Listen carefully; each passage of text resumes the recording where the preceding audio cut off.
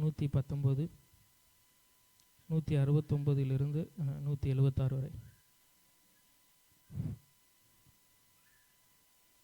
கர்த்தாவே, என் கூப்பிடுதல் உமது சந்நிதியில் வருவதாக. உமது வசனத்தின்படியே என்னை உணர்வுள்ளவனாக்கும்.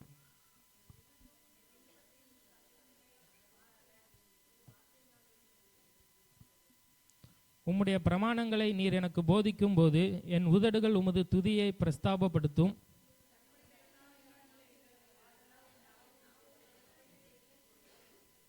நான் உம்முடைய கட்டளைகளை தெரிந்து கொண்டபடியால் உமது கரம் எனக்கு துணையாய் இருப்பதாக.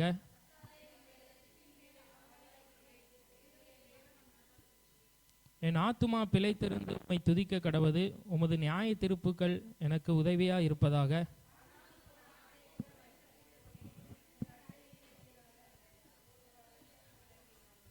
அல்லேலூயா.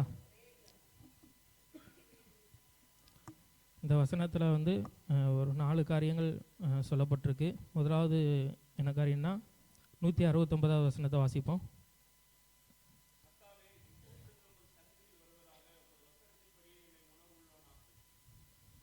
தாவீது கர்த்தருடைய சமூகத்தில் கெஞ்சுகிறார். கர்த்தாவே, உம்முடைய வசனத்தின்படி என்னை உணர்வுள்ளவனாக்கும். அதாவது தேவனுடைய வசனம் நம்மளை உணர்வுள்ளவனாய் மாற்றக்கூடியதாக இருக்கிறது. அதாவது உணர்வுனா நம்ம ஞானம் உள்ளவனாய் மாற்றக்கூடியதாக இருக்கிறது. சில விஷயங்களில் நமக்கு ஞானமே இல்லாமல் இருக்கும். கர்த்தருடைய வேதத்தை நாம் அதிகமாக வாசிக்கும் பொழுது சில விஷயங்களில் ஞானம் இல்லாமல் இருக்கும் பொழுது கர்த்தருடைய வாசனம் நமக்குள்ளே போகும் பொழுது ஞானம் இல்லாமல் இருக்கிற நாம் ஞானவான்களாய் மாறுகிறோம். எந்த விஷயத்தில் ஞானம் இல்லையோ அந்த விஷயத்தில் டக்குன்னு நமக்கு ஒரு ஞானம் கிடைக்கும். காரணம் என்னென்னா தேவனுடைய வசனம் நமக்குள்ளே இருக்கிறதுனால. சங்கீதக்காரன் அவர் கர்த்தருடைய சமூகத்தில் கூப்பிட்டு சொல்லுகிறார், கர்த்தாவே, உம்முடைய வசனத்தின்படி என்னை ஞானம் உள்ளவனாய் மாற்றுங்க, என்னை உணர்வு உள்ளவனாய் உம்முடைய வசனத்தின்படி மாற்றுங்க என்று சங்கீதக்காரன் சொல்லுகிறார். அடுத்த வசனம் 171வது வசனம்.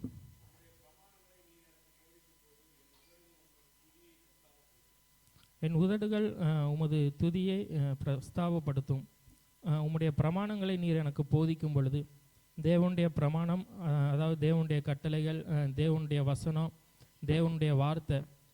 அவருடைய வார்த்தையினால், அவருடைய வசனத்தினால் நம்மளுடைய உள்ளம் நிரம்பும் பொழுது நம்முடைய நாவு தேவனுடைய துதியை பிரஸ்தாபப்படுத்தி கொண்டே இருக்கும், அவரை ஸ்தோத்திரம் பண்ணி கொண்டே இருக்கும்.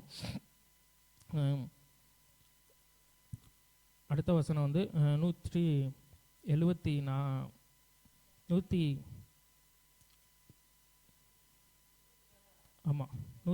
74.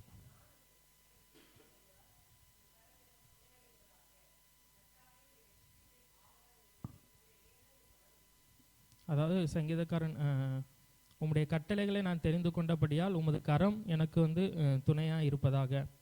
நாம் கர்த்தருடைய வசனத்தை, கர்த்தருடைய கட்டளைகளை நாம் தெரிந்து கொள்ளும் பொழுது அவருடைய கரம் எப்பொழுதுமே நமக்கு துணையாக இருக்கும்.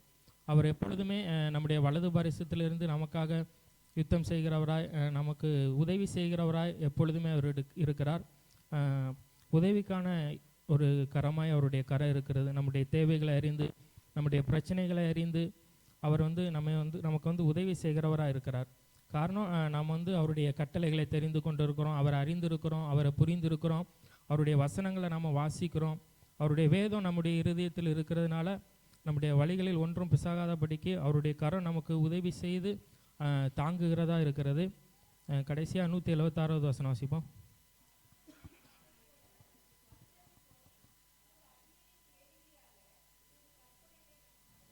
அல்லேலூயா. தாவீது சொல்லுகிறார், உம்முடைய கற்பனைகளை நான் மறக்கவில்லை. நான் வழி தப்பி போனேன், காணாமல் போயிட்டேன், ஆனாலும் உம்முடைய கற்பனைகளை நான் மறக்கவில்லை. அது என்னுடைய இருதயத்தில் தான் இருக்குது, அது என்னுடைய சிந்தனையில் ஓடிக்கொண்டே இருக்கிறது. உம்முடைய கற்பனை, உம்முடைய வசனம். நம்ம எத்தனை முறை வழி தவறி போனாலும் அவருடைய வசனம் நமக்குள்ளே இருக்கிற. எப்பொழுது கர்த்தர் நம்மை ரட்சித்தாரோ அப்பொழுதே அந்த ரட்சிப்பு நமக்குள்ளே இருக்கிறது. எந்த நேரத்திலும் அவர் மீண்டுமாய் நம்மை தூக்கி நம்மை சரியான பாதையில் வழி நடத்தி அவரண்டுக்கு இழுத்து கொள்ளுகிறவராக இருக்கிறார். நம்மை தேடுகிறவராகவே இருக்கிறார். எப்பொழுது நாம் அவருடைய சமூகத்தில் வருவோம், எப்பொழுது அவருடைய பிரசன்னத்தில் நாம் காத்திருப்போம் என்று அவர் தேடுகிறவராகவே இருக்கிறார். இந்த சிறு வார்த்தையை கர்த்தர் ஆசீர்வதிப்பாராக. நம்ம கண்களை மூடி ஜெபம் பண்ணுவோம். ஸ்தோத்திரம் ஆண்டவரே, கர்த்தாவே, இந்த வார்த்தைக்காக ஸ்தோத்திரம்.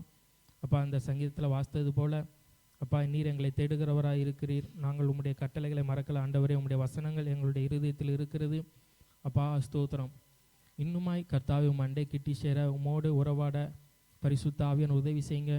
உம்முடைய வசனம் அப்பா எங்களை கட்டுட்டோம், எங்களை ஊன்ற கட்டட்டும் ஆண்டவரே, நிலை தொங்க செய்யட்டும். விசேஷமாக கர்த்தாவே, எங்கள் தேசத்திற்காக ஜெபிக்கிறோம். எங்கள் தேசத்தை ஆசீர்வதிங்க. தேசத்தில் சமாதானம் உண்டாயிருக்கட்டும். அப்பா, தேர்தலை ஆசீர்வதிங்க ஆண்டவரே. தேர்தல் காரியங்களில் அப்பா நல்ல முடிவை, உமக்கு சித்தமான முடிவு ஏற்பட கர்த்தர் உதவி செய்யுங்க. உம்முடைய கரத்தில் அர்ப்பணிக்கிறோம், பொறுப்படுத்திக் கொள்ளுங்க. இயேசு கிறிஸ்துவின் நாமத்தில் ஜெபிக்கிறோம் நல்ல பிதாவே, ஆமென்.